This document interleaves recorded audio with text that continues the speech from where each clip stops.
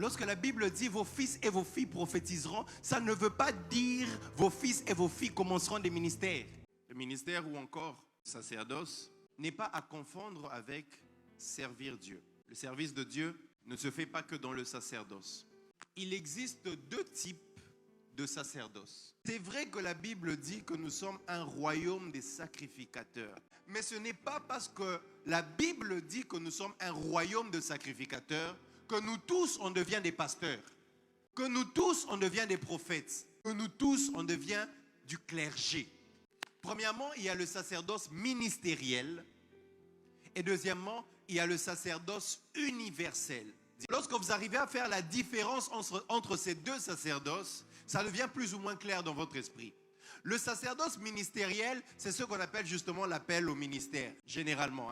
Lorsqu'on parle des ministères, des 5 ministères par exemple, Éphésiens 4, 11 à 12, la Bible dit « Et il a donné les uns comme apôtres, les autres comme prophètes, les autres comme évangélistes, les autres comme pasteurs et docteurs pour le perfectionnement des saints en vue de l'œuvre du ministère et de l'édification du corps de Christ. » Donc quand on parle ici de ministère, sacerdoce ministériel ou ministère encore, c'est les 5 ministères qu'on a l'habitude de dire et de voir, que vous connaissez déjà. Donc c'est des personnes qui dans l'église ont été établies sur les autres. La Bible même dit, il a donné les uns comme apôtres, prophètes et autres pour le perfectionnement des saints en vue de l'œuvre du ministère.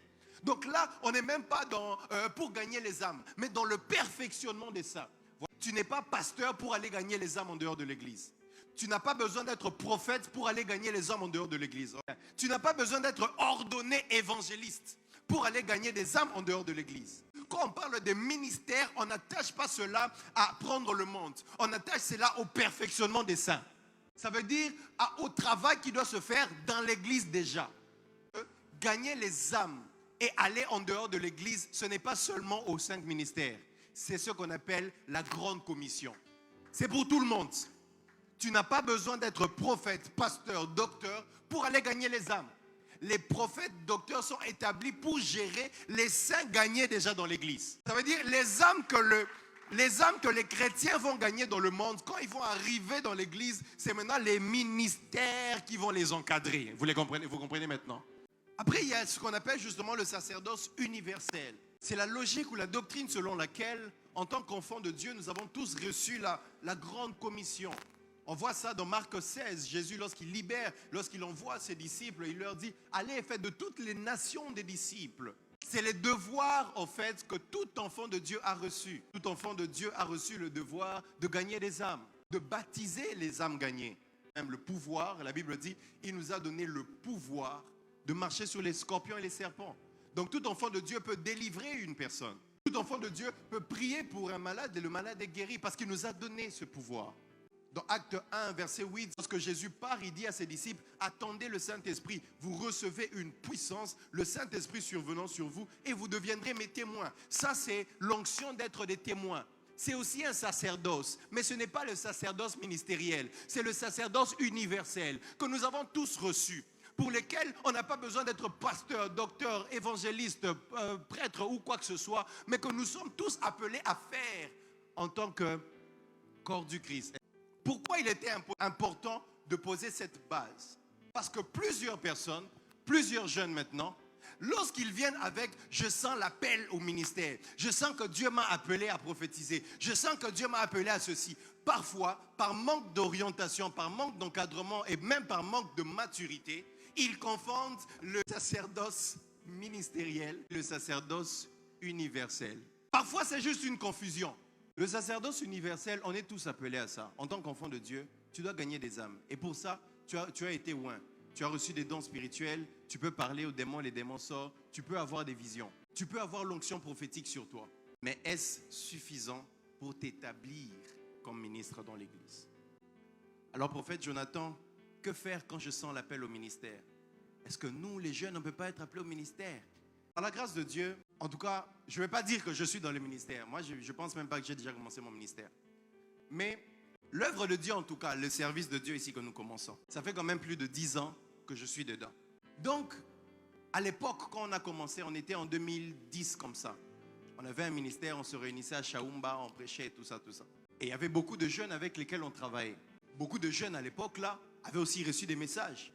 Tu es homme de Dieu, tu es prophète, elle est prophétesse, elle est ceci. D'autres même commençaient déjà à travailler. Aujourd'hui, 10 ans après, 12 ans après. D'autres sont devenus des mères de famille. D'autres sont devenus des banquiers. D'autres sont devenus des ingénieurs. Bati Kamarambouana. Les nous ici, on se retrouve encore là. Parce que c'était vraiment l'appel. Mais à l'époque, c'était quoi? C'était juste l'engouement. Voilà pourquoi j'aimerais nous dire, je vais te donner un conseil très important. Quand Dieu te donne, déjà de manière générale, là je le dis en tant que prophète, lorsque Dieu te donne un message, une prophétie, même sur ta destinée, sache que Dieu ne t'a pas tout dit. Même l'apôtre Paul dit, nous connaissons en partie. Donc même lorsque Dieu te dit, tu es appelé à son œuvre, tu feras ceci, tu feras cela, sache qu'il y a des choses que Dieu ne t'a pas dit. Qu'il a cachées quelque part, que tu dois aller chercher ou que tu vas découvrir avec le temps. Dieu peut te donner une parole, mais il dit à Abraham, sors d'abord de la maison de ton père. Tu vas dans le pays que je t'indiquerai. Seigneur, pourquoi tu ne m'as pas indiqué maintenant? Parce qu'il faut d'abord sortir et petit à petit, tu vas maintenant te découvrir. Il y a des choses que dont tu peux avoir la révélation maintenant. Tu connais ton appel, tu connais ceci, mais il y a beaucoup de choses sur les contours de ton appel que tu ne maîtrises pas encore. Voilà pourquoi il faut être calme. Alors, prophète Jonathan, je sens que j'ai l'appel au ministère. J'ai été appelé au ministère. On a prophétisé sur moi. J'ai vu. J'ai eu un songe. J'ai vu. J'étais avec Daddy. On a prié pour moi. On m'a impacté. J'ai vu. Je pense. Je sens. Mais qu'est-ce qu'il faut faire alors? Est-ce que nous, les jeunes, on ne peut pas travailler dans le ministère? Tout ce que je peux donner comme réponse, il faut suivre le cursus. Suivez le cursus. L'appel au ministère n'est pas une urgence. Il y a des gens, quand ils sentent l'appel, ils voient l'appel. Abandarasiko. Je sens, ça me dérange. Il y a des gens, quand ils reçoivent une parole comme ça, ils ont l'impression que c'est une urgence. Frère, il y a des gens qui ont commencé ce ministère avant nous. Même si tu commences, tu ne vas pas finir tous les païens du monde. Tu ne vas pas finir tous les païens de ton quartier. Il vaut mieux faire une meilleure préparation. Comme ça, quand tu commences, tu impactes comme Jésus. Il a commencé à 30 ans, 3 ans, impact, il est parti. Toi, tu veux déjà 15 ans, 17 ans, examen d'état déjà, tu n'as pas encore eu. Ministries.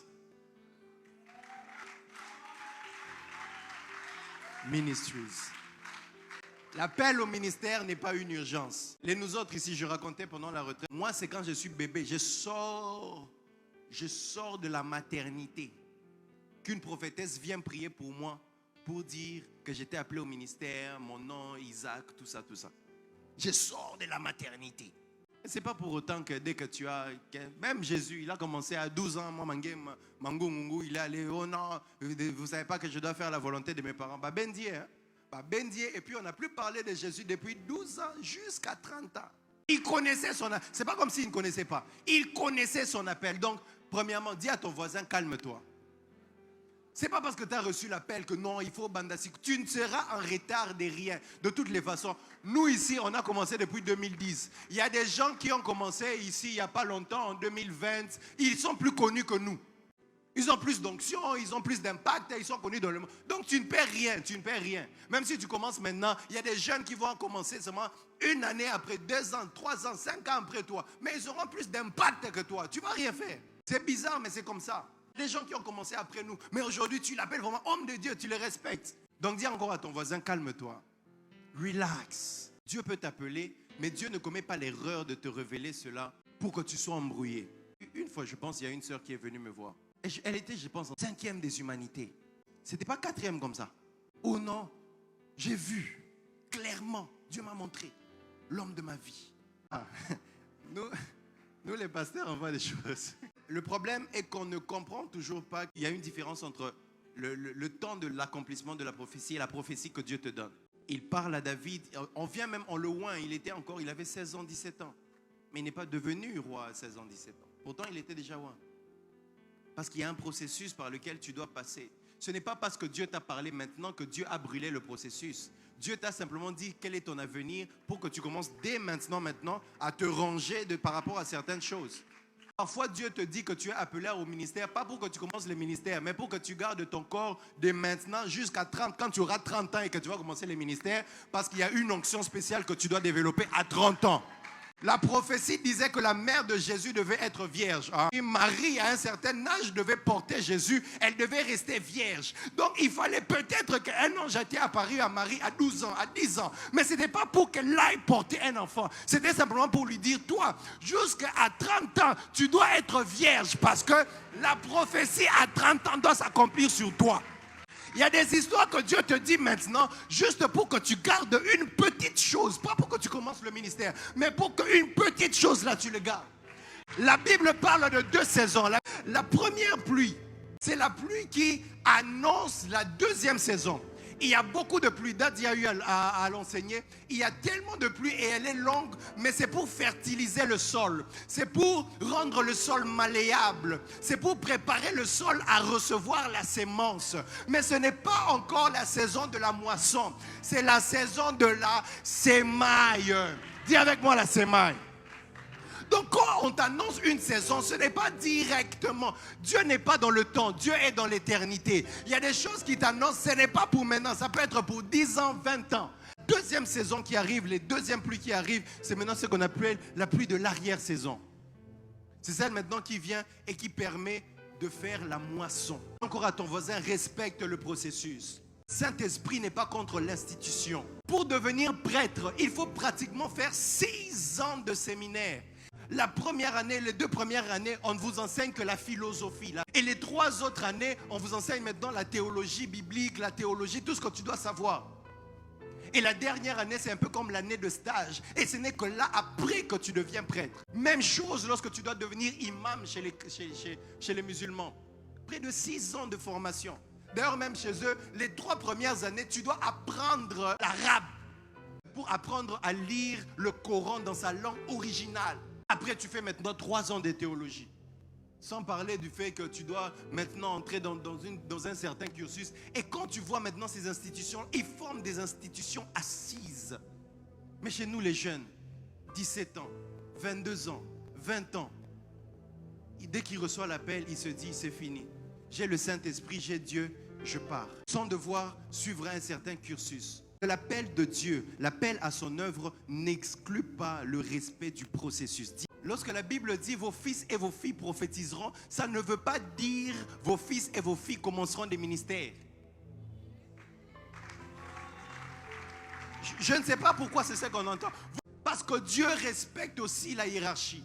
On a vu que Paul, malgré son appel, Paul il s'est d'abord assis. À un moment, on l'a appelé. Apollos, celui qu'on a toujours appelé Apollos. C'était aussi un jeune qui avait la connaissance des Écritures et tout ça là. Mais il a été récupéré par Aquila et Priscille pour être enseigné correctement. La plupart des problèmes que nous avons dans l'église, c'est à cause de ce libertinage spirituel. Suivez le cursus.